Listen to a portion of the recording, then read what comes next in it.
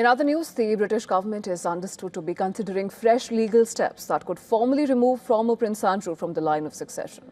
As scrutiny around his conduct intensifies, police have widened their investigation, questioning some of his former protection officers. The development follows a stream of disturbing revelations linked to the files of convicted US sex offender Jeffrey Epstein.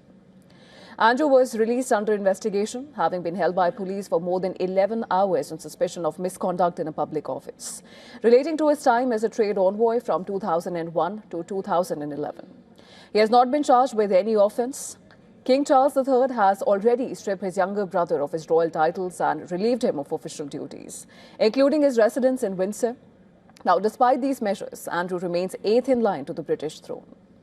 Meanwhile, Princess Anne was approached by a journalist and asked about her reaction to her brother's arrest. However, she did not respond as she arrived for an engagement in Northern England. Afternoon, Your Royal Highness. How do you feel about your brother's arrest? Furthermore, one of the royal observers says that the king's swift response to the arrest, issuing a public statement that the law must take its course, is likely to be viewed favourably by the public.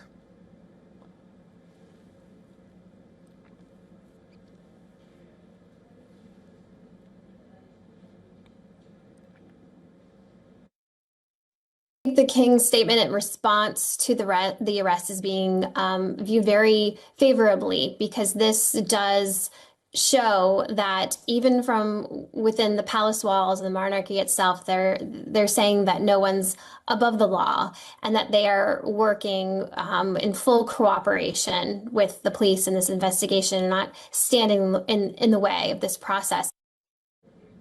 A constitutional law expert describes the situation as a serious crisis for the royal family, though not for the monarchy as an institution. It's a crisis for the family. Any family would be devastated if a close member of the family had been charged with a serious criminal offence. But it's not necessarily a crisis for the monarchy. The British public can distinguish between their attitude to an individual and their attitude to the monarchy as an institution.